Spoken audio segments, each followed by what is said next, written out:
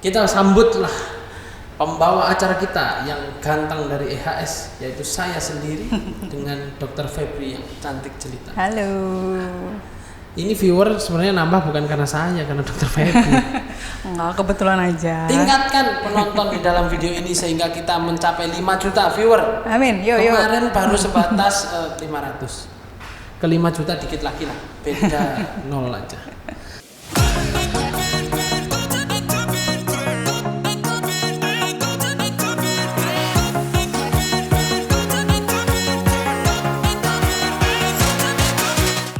Selamat sore, jumpa lagi dengan kami di Celoteh tentang kesehatan. Hari ini kita akan membahas lanjutan diskusi yang sebelumnya dengan Dr. Febri. Yes. Dr. Febri masih seger. Dr. Febri masih segar sekali hari ini. Jadi kami sebelumnya meminta maaf sebesar-besarnya kepada semua viewer kami. Semoga Ramadan tahun ini bisa memberikan manfaat untuk kita semua dan semoga COVID segera hilang. Amin. Tagline-nya harus ada COVID-nya. Sponsorship. Oke. Dokter sehat hari ini? Alhamdulillah sehat. Puasa masih? Puasa masih. Saya juga masih. Masih ya? Setelah tadi zuhur. Oh. Enggak, saya puasa, guys. Puasa.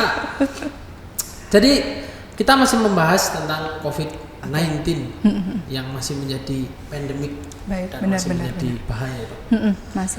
Dok, sebenarnya kemarin saya membaca beberapa artikel. Kemarin juga akhirnya dibahas di beberapa diskusi panel yang dilakukan di beberapa stasiun televisi. Mungkin ini juga menjadi informasi penting. Okay. Ketika kita memprediksi COVID itu akan berakhir kapan, sebenarnya yang kita lihat itu adalah puncak tertinggi dari berapa orang yang akan terpapar. Benar. Atau memang sebenarnya kita nanti bisa memprediksi parameter-parameter yang lain. Biasanya yang dilihat apanya sih, Dok?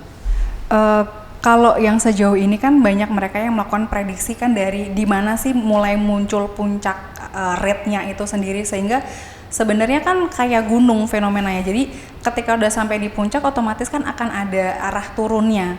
Nah sebenarnya sekarang itu yang dinilai adalah puncaknya itu, arah puncaknya itu sekarang berada di mana gitu loh maksudnya. Jadi ketika sudah tahu puncak rate-nya itu di mana, otomatis untuk arah turunnya sendiri akan melandainya itu ya bisa mungkin ya diprediksinya gitu loh maksudnya.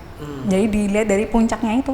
Oh, jadi sebenarnya ketika puncaknya itu sudah terjadi, maka potensi penularan itu sebenarnya sudah mengecil. Iya, cuman ya transmisi lokalnya ya mungkin masih terjadi, hanya rate-nya itu yang makin lama makin turun. Diharapkannya sih seperti itu. Makanya sebenarnya sih kita tidak mengharapkan dia sampai berada di puncak banget gitu loh maksudnya. Jadi kita sebenarnya mengharapkan itu kurvanya tuh landai sebenarnya ya. Nggak sampai puncak kayak gitu sebenarnya, cuman kan sekarang sudah tidak memungkinkan lagi nih kondisinya. Sekarang sudah, kalau nggak salah sekarang terbaru sudah 12.000 atau 11.000 gitu ya. Sudah kasus yang positifnya gitu loh, dan itu tuh sudah hampir banyak, itu sudah banyak banget ya untuk kita yang masih dalam waktu jangka kurang lebih 1 bulan ini gitu. Jadi dan sejauh ini sih dikatakan itu belum peaknya atau puncaknya, baru mulai. Belum pada puncaknya. Katanya, beberapa data iya. Kita masih tetap harus meyakinkan para viewers kita, Anda tetap stay at home. Iya benar. Ini belum selesai. Walaupun penjajah-penjajah takjil itu semakin merapat dan merayap di pinggir-pinggir jalan, guys. Tetap kita tidak boleh tergoda. Iya benar. Iya benar. Buat takjil sendiri di rumah lebih aman. Itu dia saran. Dr. Febri menerima pemesanan takjil. Silakan di hashtag pastikan aman. Enggak ya? Enggak dong. Oh, enggak. Karena kemarin pengalaman saya, Dok. Kita jalan di area beberapa tempat penjajah takjil dengan adanya beberapa larangan orang keluar. Bukan makin sepi sih, malah makin rame ya. Makin rame.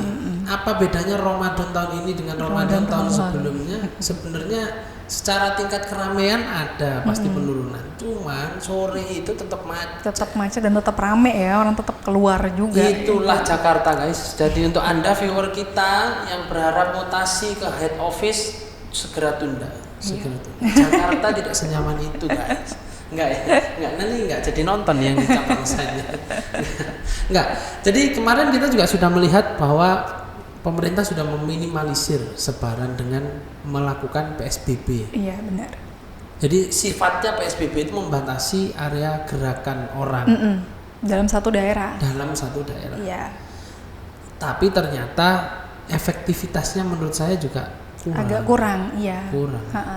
Kemarin banyak pengalaman kita nih yang di head office ternyata disidak oleh Disnaker. Ternyata izinnya banyak, Dok. Orang bisa memberikan excuse pengecualian itu dari beberapa dinas. Di excuse dari dinas perindustrian, di excuse dari. Jadi sebenarnya ya ada celah-celahnya. Ada celahnya. Orang Indonesia kalau nggak bergerak di dalam celah, ingatlah pedagang masker. Itu masih bisa mendapat celah. Iya, benar-benar. Ya sebenarnya sih kembali ke awareness kita sendiri sih gitu loh, maksudnya kayak PSBB sudah dilakukan secara aturan sih sebenarnya sudah bagus ya, apalagi sudah diikuti oleh kota-kota lain yang kita tahu sih sejabodetabek sih sudah melakukan PSBB ya. Terus larangan atau himbauan mudik juga sudah dikeluarkan, terserah mau mudik pulang kampung istilahnya monggo-monggo aja.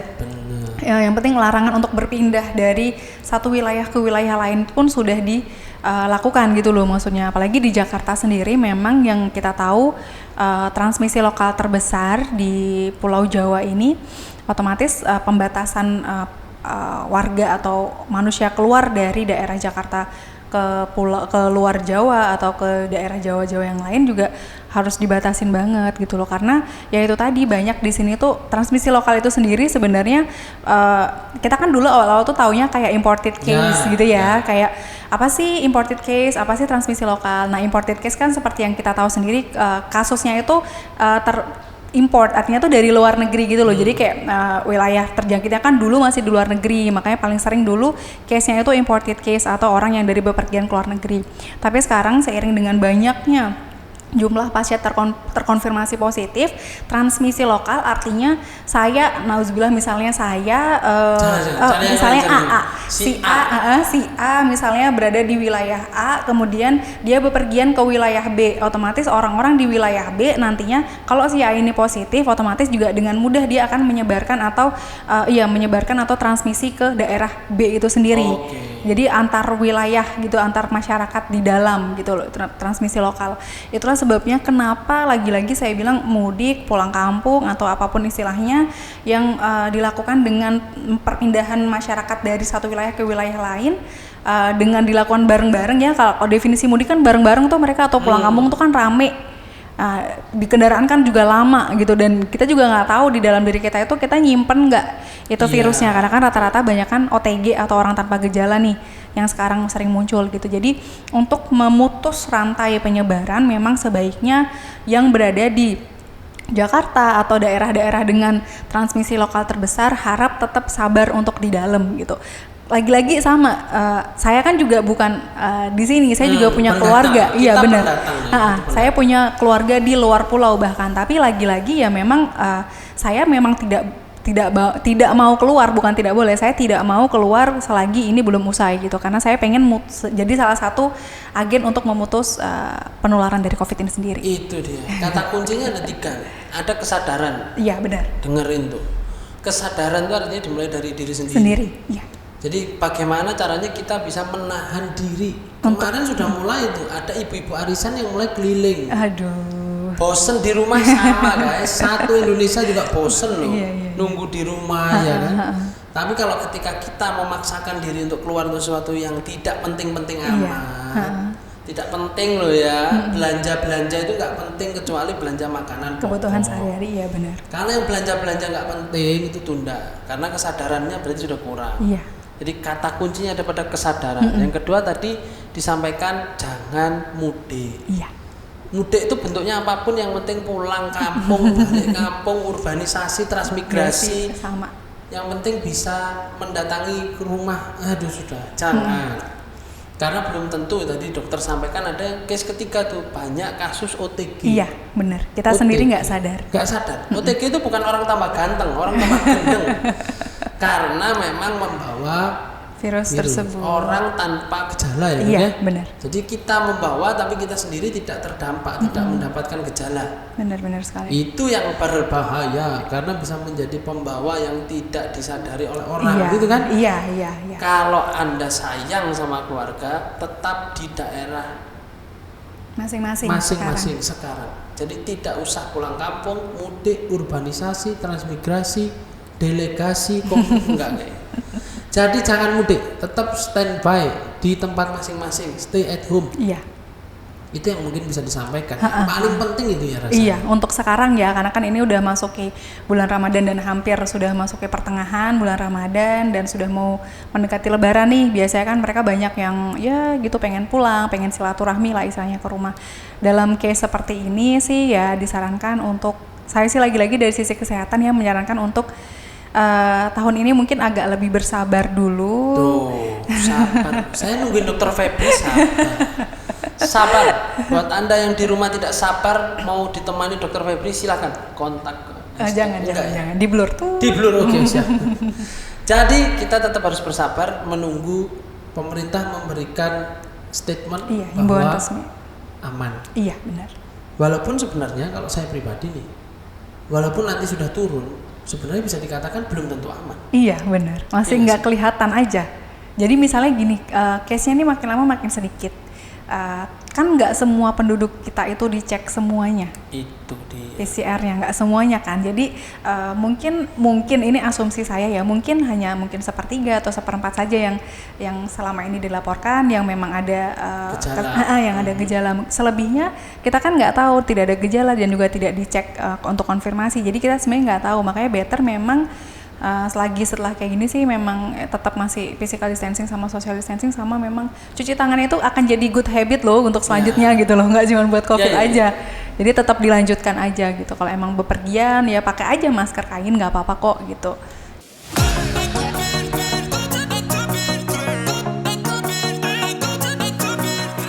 Oke, Dok. Tadi kita sudah membahas pentingnya untuk tidak mudik. Kenapa sih kita harus nggak mudik, meminimalisir paparan dan lain-lain. Iya benar. Nah, kalau kita lagi-lagi mau membahas tips kondisi sekarang kan kita sedang puasa. Iya. Justru orang banyak yang mengira puasa itu akan menurunkan daya tahan tubuh. Ya, isu-isunya gitu ya. Saya selain menurunkan daya kemampuan makan, tapi menurunkan daya tahan. Bener nggak sih? Agak shocking sih, beberapa kemarin tuh ada statement yang bilang kalau bisa puasa tahun ini ditiadakan, katanya gitu ya, muncul kayak gitu. Fatwa. Jadi banyak gerakan pencari fatwa. Oh gitu, biar nggak puasa gitu. Biar nggak puasa. Padahal termasuk saya. Jangan dong. Saya puasa terus. Jangan dong. Jadi sebenarnya sih sebelum ada kondisi COVID ini kan puasa kan memang sudah banyak diteliti ya oleh peneliti-peneliti sebelumnya, bahwa sebenarnya justru puasa itu malah akan dia sebenarnya memang ya sih agak menurunkan sedikit daya tahan tubuh, tapi nggak yang sampai turun banget. Tapi di sisi lain dia juga akan meregenerasi daya tahan atau sel-sel tubuh kita. Itu. Gitu. Sebenarnya gitu sih. Jadi mekanismenya panjang lah ya, tapi intinya dia juga efektif untuk memperbarui sel-sel dalam tubuh kita atau meregenerasi sel-sel yang dulunya rusak jadi diperbarui jadi yang baru. Sebenarnya ya ada tips-tipsnya sih, otomatis kan beda ya yang kita situasi Ramadan sama sebelum Ramadan. Yang biasanya kita makan bisa bebas, sekarang kan makannya kan cuma dari sesudah maghrib sampai sebelum subuh. Jadi otomatis berbeda. Pengaturan nutrisinya juga pasti akan sedikit berbeda dan pola tidurnya juga akan berbeda juga. Itu yang mungkin nanti akan bikin kita kaget gitu loh. Makanya tetap disarankan sih, ini langsung tetap disarankan sih kita untuk begadang sih memang memang di stop dulu ya untuk sementara, karena kan jam 4 pagi atau setengah 4 pagi kan kita sudah harus bangun nih. Untuk pemenuhan nutrisinya sendiri sih sebenarnya sama prinsipnya, hidrasinya sih dicukupkan. Hidrasi misalnya kayak air itu kan tetap minimal 10 gelas lah per hari. Perharinya 10 gelas per hari. Iya, ketika berbuka sampai waktu sebelum imsak. Iya, jadi setelah buka puasa misalnya 1 gelas dulu atau 1 gelas dulu, setelah itu baru kan disarankan kayak makan kurma untuk buka puasa. Nah, itu kan mengandung serat yang bagus juga untuk tubuh kita. Terus setelah itu sholat dulu atau mau makan dulu monggo lah, silakan, tergantung dari habitsnya. Kemudian setelah itu sebelum makan mungkin mau minum 1 gelas air dulu lagi, setelah itu baru setelah makan minum 1 gelas lagi. lagi. Kemudian ada sebelum kita tidur mungkin kita pengen nyemil sesuatu ya, sebelum itu minum air putih dulu. Gitu-gitu sih sebenarnya pengaturan berapa cairan berapa gelas sebelum itu sebenarnya balik ke kita sendiri sih. Kita merasa sudah cukup belum? Pokoknya minimal itu dipenuhinya 1,5 sampai 2 liter lah. Untuk kita. Minumlah es campur 2 jangan liter. Dong. Maka kembung kalau itu jangan. Nggak boleh. Tetap kita harus bertahan. Iya. Tidak boleh tergesa-gesa ketika berbuka. Nah, bagaimana dengan konsumsi vitamin? Vitamin suplemen tambahan gitu ya. Sebenarnya gini, kalau pemenuhan vitamin kita dari buah-buahan atau sayur-sayuran itu kita rasa sudah cukup, ya sudah tidak perlu ditambahkan dengan food suplemen. Tapi kalau memang kita merasa kayak nggak secure aja, nggak ditambahin, ya monggo ditambahin aja. Jadi sebenarnya kan untuk buka puasa yang bagus atau untuk pemenuhan selama Ramadan, banyakin makan makanan tinggi protein. Proteinnya banyak sih, bisa kacang-kacangan, telur, dan telur paling murah sudah. Iya, telur. Lagi turun harga lagi ya sekarang. Buat Anda yang irit, ibu-ibu irit, makanlah telur. Digoreng, besok digodok, besok diceplok. Iya, jadi bisa bervariasi ya. Tempe, tahu itu kan juga tinggi proteinnya juga gitu. Terus vitamin C ditingkatkan, bisa sayur-sayuran tuh banyak vitamin C kayak brokoli itu sebenarnya ada. Terus kalau buah bisa jeruk, bahkan cabai kan juga mengandung vitamin C yang tinggi juga gitu ya. Terus untuk zincnya bisa kita tambahin dari daging, atau ayam. Paling kalau ayam mungkin kurangin yang ada kulitnya sih. Kulit digoreng kering, itu yang enak ya padahal. Itu adalah kolesterol guys. Iya, lemaknya agak tinggi soalnya. Jangan banyak-banyak kalau nggak pagi-pagi. Nah, untuk vitamin suplemen sendiri sih sebenarnya kalau memang mau diminum juga nggak masalah sih. Nah, palingnya saya sarankan ya vitamin C, E, dan zinc. Kalau misalnya mau ditambahin kayak yang mengandung epinacea atau elderberry, silahkan aja, nggak apa-apa. Jadi sebenarnya vitamin tetap harus better adalah setelah berbuka berarti. Iya. Setelah berbuka. Karena sebelum tidur juga nggak apa-apa. Banyak yang sudah melakukan taraweh di rumah kan? Iya, benar. Jadi lakukanlah pembagian waktu yang berimbang. Iya. Antara buka, taraweh, dan istirahat. Iya. Jangan sampai setelah berbuka Anda istirahat, setelah Anda istirahat Anda baru taraweh. Iya. Nggak benar.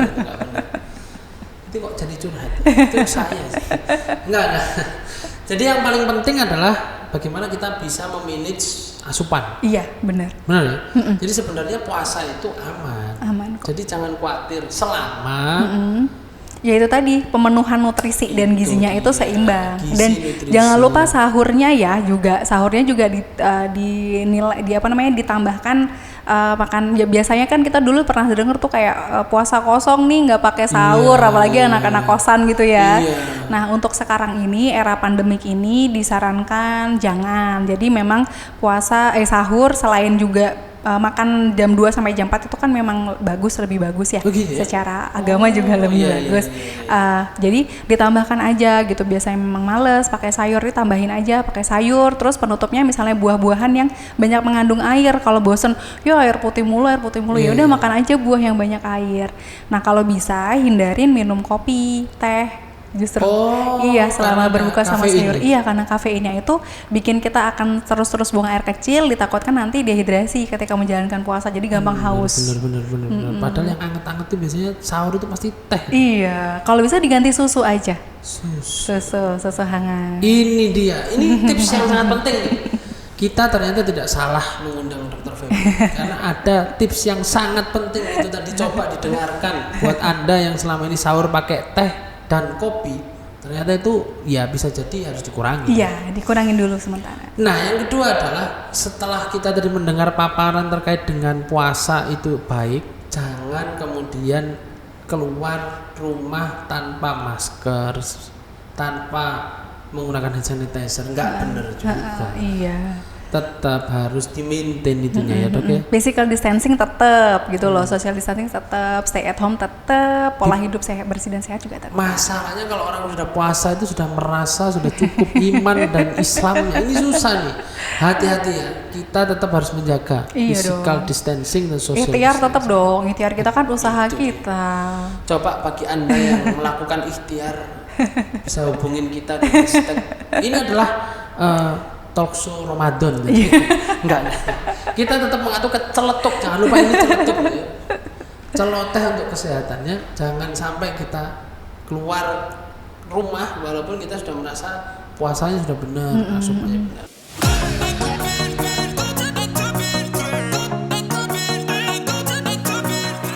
Nah, Dok, sekarang masuk ke sesi ketiga. What is your opinion? Dengan adanya banyak prediksi, mazhab mana yang dokter anut? Kapan sih kira-kira COVID ini selesai ya? Saya sih gini, prinsipnya kalau tenaga medis itu mereka berpikirnya bahasa kasarnya gini, asas praduga bersalah sampai ditemukan tidak bersalah. Jadi better kita lebih prepare untuk worst cases daripada good cases.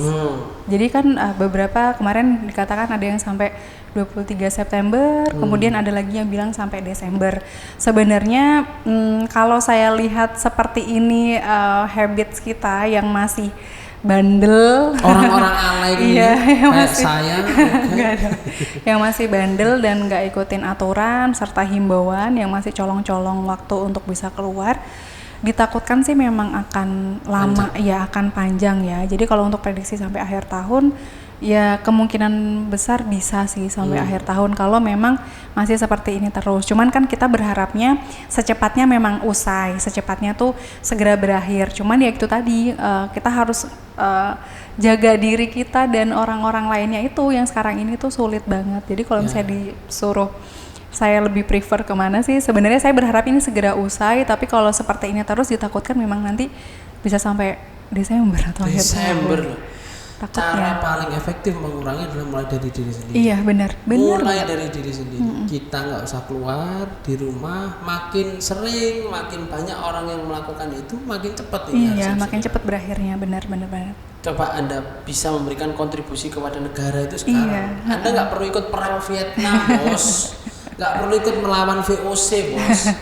Yang harus Anda lawan adalah penjual takjil yang bergerumbul di pinggir-pinggir. Enggak ya?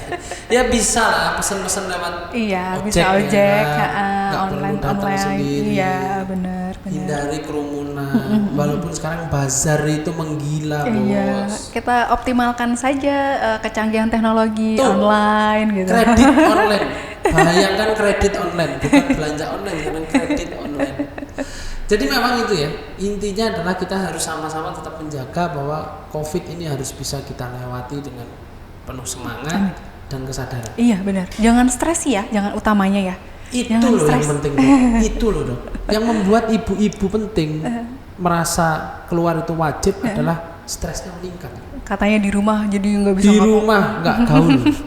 Iya, stresnya itu sih kayak yang sebenarnya kita khawatir atau waspada lah, bahasanya waspada tuh perlu, cuman jangan sampai paranoid atau stres berlebihan gitu loh. Beberapa pakar juga bilang kayak sebenarnya mindset kita juga harus benar-benar distabilkan dulu nih dalam masa kayak gini. Kalau kita makannya udah bener gini-gini, sekarang psikologis kita nih dijaga gitu loh. Jangan sampai kita udah usaha maksimal tapi kita mikirnya masih yang jedak-jedak terus atau gimana gitu loh. Makanya mindset dan stresnya itu ya di take down lah. Iya benar. Kemarin saya dengar di pemerintahan sampai membuat gugus penanggulangan stres itu ya. Iya kan? Itu penting loh bagi Anda yang merasa mungkin sudah jenuh di rumah, Anda merasa mulai marah-marah, colek istri saya, tolong didengarkan ini ya. Jadi Anda tidak boleh stres. Enggak sih. Termasuk bapak-bapak. Bapak kan stres di rumah. Mulai mencari kumpulan-kumpulan pemain-pemain gaple gitu kan. Pakai telekonferensi gitu ya Pak ya, Pak? Harusnya kita mulai manage. Saya salut dengan beberapa orang-orang mungkin keluarga besar Yuti yang akhirnya di rumah itu bisa berkreasi, membuat hidroponik, kayak gitu loh. Iya malah bagus ya. Itu keren loh. Itu keren sih. Buat Anda yang melakukan hidroponik salut. Iya malah bagus loh. Good idea.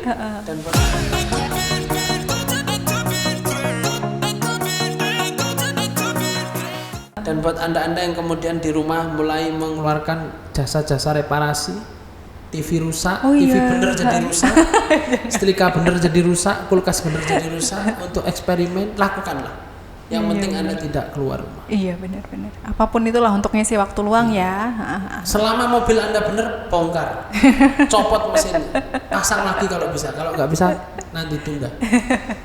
Mungkin itu adalah saran untuk Anda supaya tetap standby di rumah. Menjaga tetap waras ya. Iya. Hindari stres. Itu penting ya. Iya, penting Oke. banget. Rasanya itu Dr. Feby, Oke. diskusi kita untuk sesi episode kedua Oke. dari Celetuk. Semoga viewernya 5 juta. Lu inget tuh 5 Amin. juta guys. Please bantu kita miskin guys. Coba 5 juta viewers guys. Nggak ada sih. Oke, jadi kita akan jumpa lagi Oke. di dalam diskusi podcast EHS, utamanya sesi Celetuk berikutnya.